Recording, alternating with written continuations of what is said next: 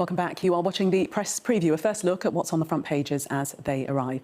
Tonight, we're joined by the Telegraph's Associate Political Editor, Tony Diver, and the Editor-in-Chief of nationalworld.com, Nancy Fielder. They'll be with us from now until just before midnight. So let's see what's on some of those front pages for you now. Well, the Liverpool Echo pays tribute to footballer Diogo Jota, who's died in a car crash at the age of 28. The paper calls him forever our number 20, in reference to his shirt. The Metro describes the striker's death as a devastating tragedy, happening just days after his wedding. Football has lost a champion. That's the headline in The Sun, with a picture of Jota's 3 children.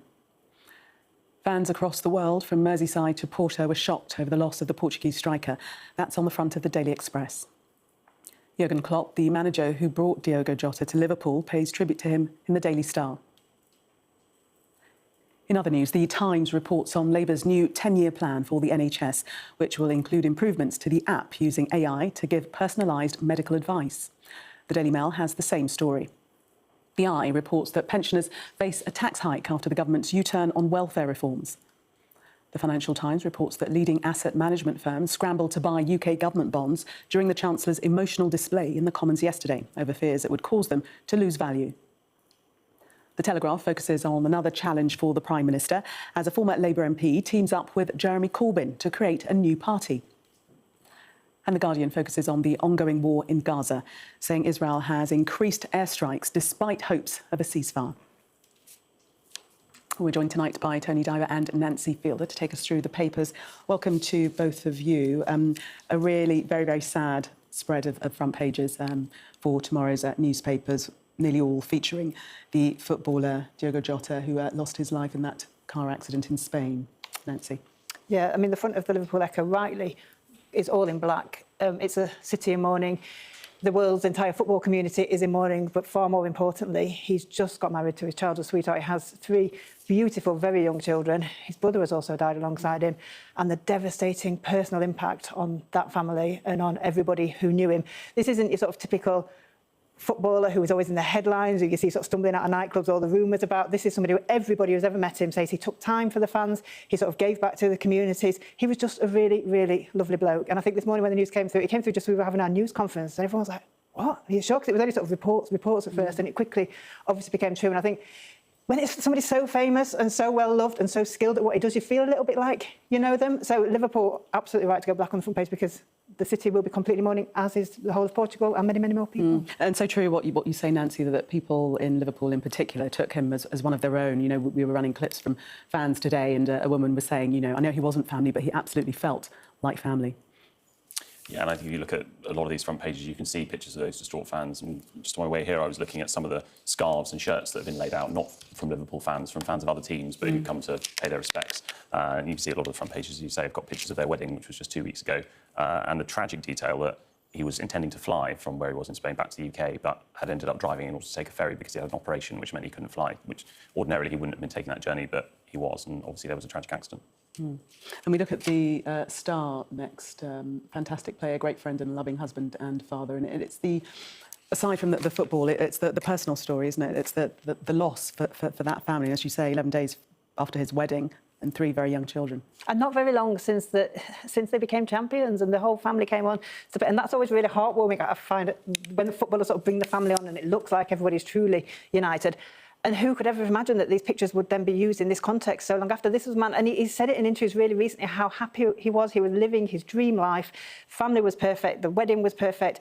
He's really, really at the peak of his career, and in one flash it's all gone. Absolutely devastating. And that is the cruelty in all of this, isn't it, Tony, that he was at the height of his career, the height of his personal happiness as well. Yeah, that's absolutely right. I mean, and the papers tomorrow are full of the story of how he was building a family together. He had 3 children with his wife, but he'd only just married her, and the 2 of them were building a life together. I mean, we can only imagine what career he would have gone on to had he survived.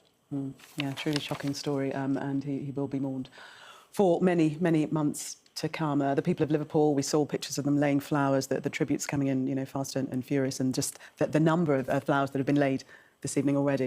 And I think it's interesting, this sort of forever our number 1, the Liverpool Echo says, and I think the club will have a little choice but to retire the number 20, because it will always be so associated with him, and he hadn't left the club. You know, you kind of get big players, but he was right there, right at the middle of everything they did and turning around the success. So I think there's a while until the season starts again. But I think the tributes and the sort of memorials and everything, it's going to be absolutely massive, and the mourning is going to go on for a very long time. Yeah, no, it will indeed. Yeah, just a quick shot from Anfield. Those are the tributes that have been laid out so far.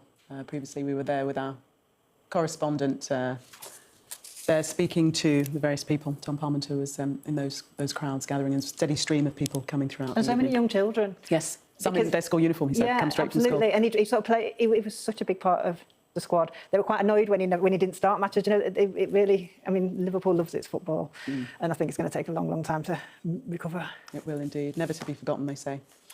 Well, let's move to some politics now, and Jeremy Corbyn's name is back in the newspapers because apparently he's starting a new party, front page of the Daily Telegraph. Tony, take us into this one. Well, there's a bit of a surprise announcement, this. We've known for some time that Jeremy Corbyn had been thinking about setting something up. At the moment, he sits on the Labour benches as an independent. Zara Sultana, who is another one of these left-wing Labour MPs, much younger than him, one of the youngest MPs, has suddenly come out and announced that she's starting a party with him. In terms of the sort of parliamentary arithmetic and Keir Starmer, it perhaps doesn't make that much difference in the short term because these are MPs that often vote against the government anyway because they're very left-wing. But what it does do is set up a kind of power base for the left. And creates another party that perhaps some of the rebels that we saw earlier this week voting against the government's welfare reforms might think about joining. And we've already seen that kind of opposition in the Commons is becoming a really serious problem for the Prime Minister. And with the quote here from Ms Sultana saying that the next election will be a choice of socialism or barbarism. Interesting, hey? I mean, I love this story because I can't tell you, and it'll be the same for you, how many times people say, well, I didn't bother to vote because there's nobody I believe in. Look at what Nigel Farage has managed to do on a kind of a wing and a prayer and not actually that many policies, just spreading an awful lot of rumours and hate around. So actually, I think the more different type of politics we have and the more different politicians who sort of stand up and want to have their say. I'm not particularly a great Corbyn supporter or a great Farage supporter, but I think actually we need some choice. And people are sick and tired of both the Labour Party and the Tories, so bring it on, I say. Whether it can cause any damage, we'll see. We haven't heard from Jeremy Corbyn on this, have we? We haven't yet, and there have already been reports that Jeremy Corbyn didn't know that this was being launched tonight, and that he's furious that the lid has been blown on the whole thing.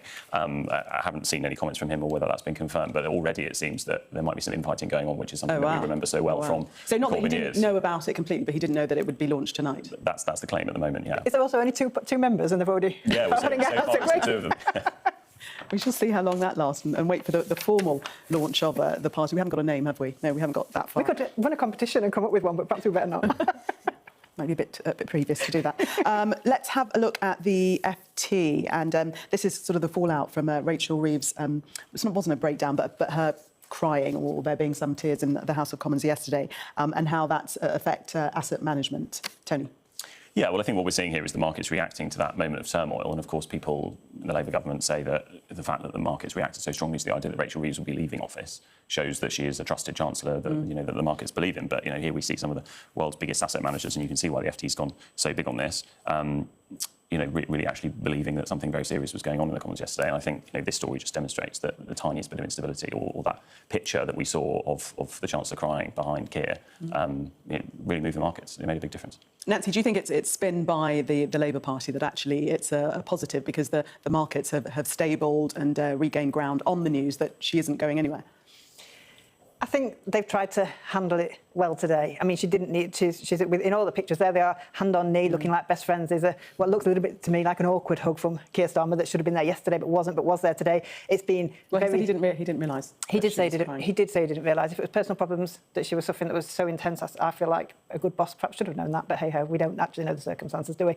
But I think it's very well managed today. It's not stopped people talking about the relationship between the most senior people in the party, the people leading our government. And I'm not sure, the markets might be happy that she's staying in the job.